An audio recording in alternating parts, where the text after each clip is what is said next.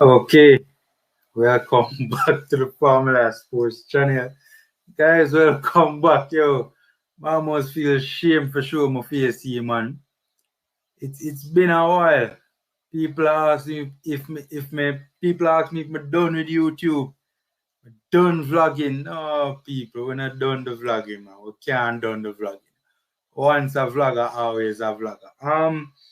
I must apologize for my absence. I have not done a video in quite a while. I've been a little bit distracted, right? A little bit distracted, but you know, yeah, I've been a little bit distracted for sure. But we're not done with the vlogging for sure. But we have to do a video right now because big squad drop, big big squad drop, people, big side drop.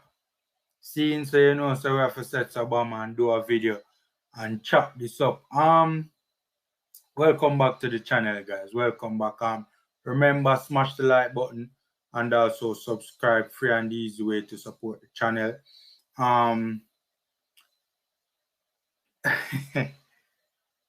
People, and I see big squad a drop.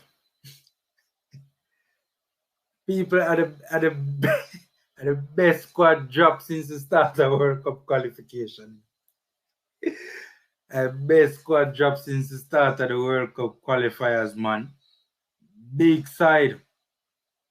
Right? The amount of star baller in the other side there. Yo, look how much big baller in the other squad there, man. Yo, that squad there can go Canada go whop up Canada, you know, man. See? Trust me, man. All side like El Salvador and Honduras, man. Them side they dead side them there.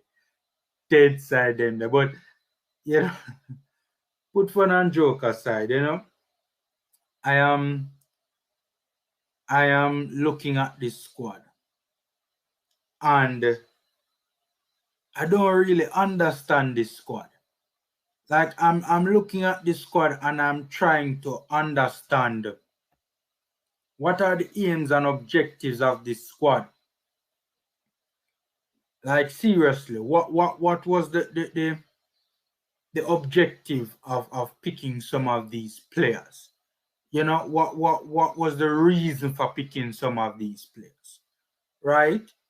I mean, I'm looking at the squad. You see the squad on your screen. This is the squad for the upcoming World Cup qualification window. And I don't know, I just not understand it. Like me, I look on the squad and it just not make sense to me. On no level, the squad not make no sense to me. It's just confusing. It's just confusing. Some players that were initially supposed to be a part of it for various reasons, are not going to be a part of it. I know Kevin Stewart was initially, slated to be a part of it. Who else? I think Kima Roof too, and one and two other more familiar faces around the senior men's national team. And we have heard some of the reasons why some of these players, are not going to feature. In all seriousness, though, I worry for this team in terms of how competitive this team can be for the this upcoming round of fixtures. I worry about it, honestly. I never know if I want to watch that Canada game there. I never know if I want to watch that Canada game there at Beamer Field. Right? Them man, I don't know. Them man are ready for a task like that. Is this squad ready for a task like that to face an unbeaten Canada team that has been absolutely flying in this World Cup qualifiers with players like a Estacio, like a Tiba Hutchinson, like a Jonathan David, right? Champions League baller that in a man. Right? Some real quality players our players will be going up against. My thing is that I don't want us to be embarrassed in this round of fixtures, and I don't want us to finish at the foot of the World Cup qualification table. Now, I understand that it was always going to be difficult to get our strongest team together in this qualification round. It was always going to be difficult for a number of reasons, right? For a number of reasons, you know, many of our top players were just not going to be available. And honestly, even if a player, even if a Mikel Antonio sets a bomb and say, yo, I'm not available for this window. Honestly, I would even feel a way about that. Right? I wouldn't, like, I know Mikel is injured, but just to give an example, right? I wouldn't feel a way about that, to be honest with you, because I totally understand it. I get it, right? I mean, them clubs, even when Jamaica was in with a real shot, them clubs never want them come play for Jamaica, right? And them coming to play for Jamaica now at this time when the campaign is dead and buried would just put them in a very uncomfortable situation at their clubs and could risk, you know, like Antonio, who is the only striker at West Ham.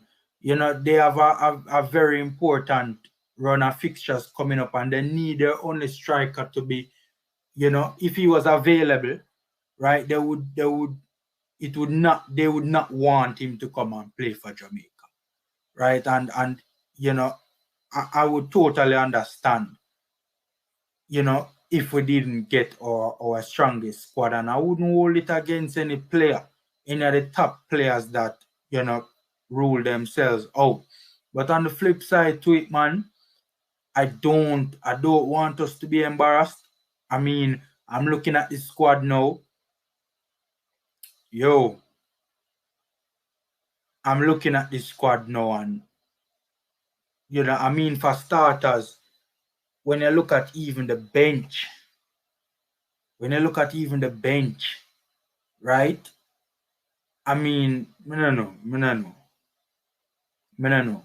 I mean, looking at this squad, it does appear as if a JPL player. No.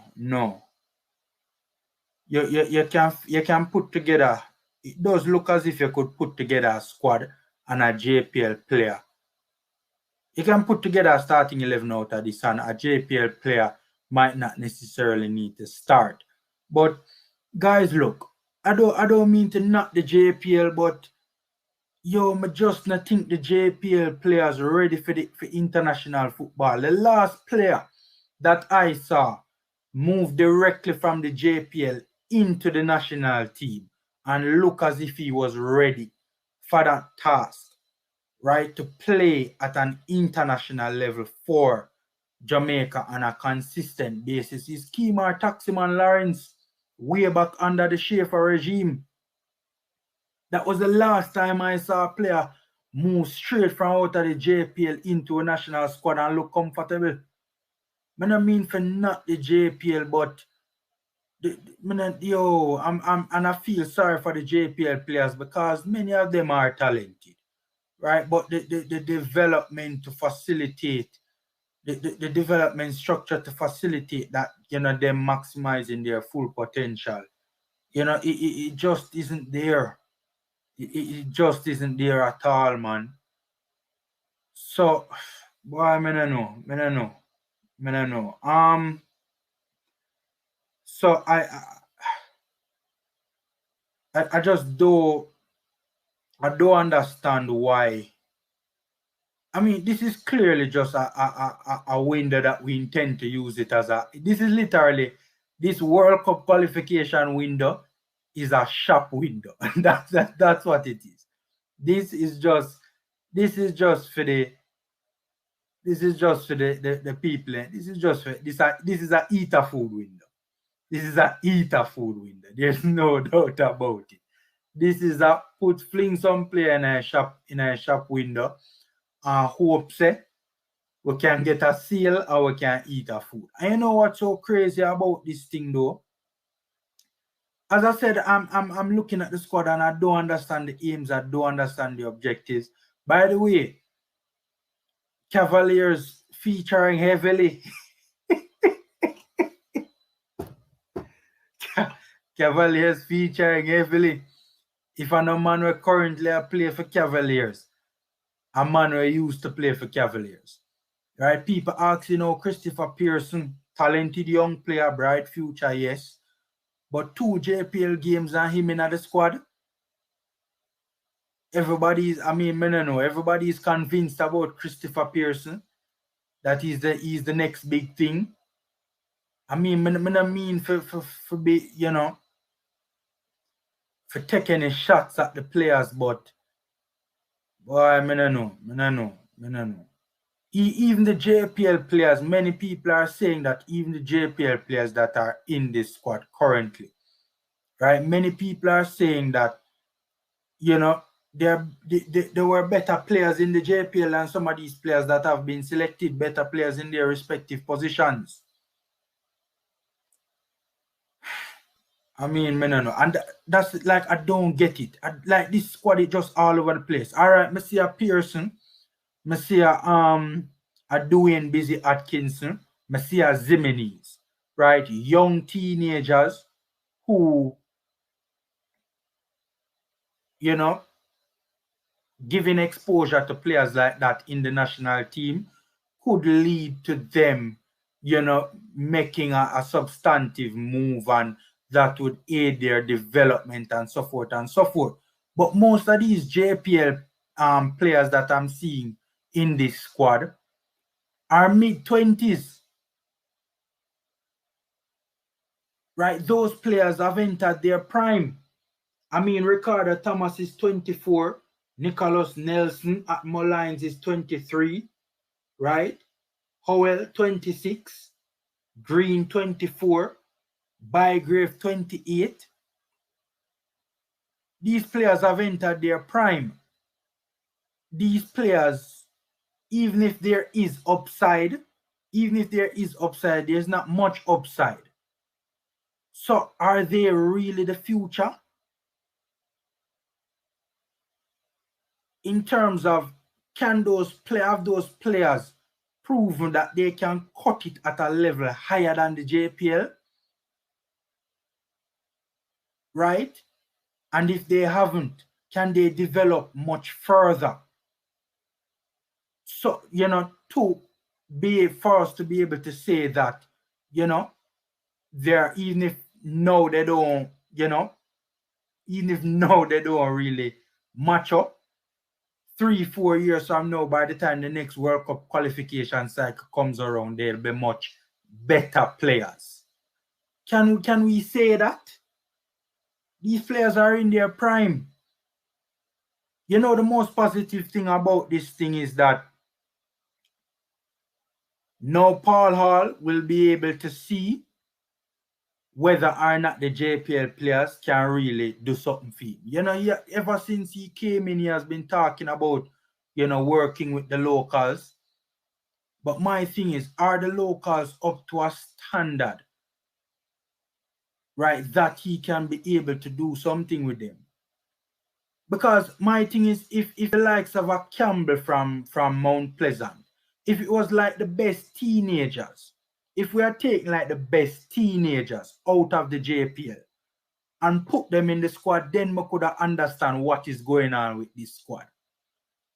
Right? So if it wasn't just Busy and Pearson and Zimenez, but there were other teenagers like a Campbell from a Mount Pleasant and others as well in the setup, then we could have some understanding of what is taking place. But it just don't make no sense to me, man. Like, we need an explanation. We need answers as to what is going on, man. All I know is, I don't mean to be offensive, and I don't take pleasure in saying this, but I think we're gonna have some really difficult games in this upcoming window. If Premier League, if the big squad, or if the top man them did struggle in the octagonal summon, right? If the team with all of the big players struggled, Imagine a team with these players, man. I mean, look, let's hope. Let's hope that these players can prove us wrong. But honestly, when I look at this team, I see a rough game at Beamer Field. I see 2 rough games at the National Stadium too. If our top players struggle to build out from the back and progress the ball past the half line, with them a player, we not can progress the ball out of a penalty box. I don't know. But guys, take care, stay safe, and until next time.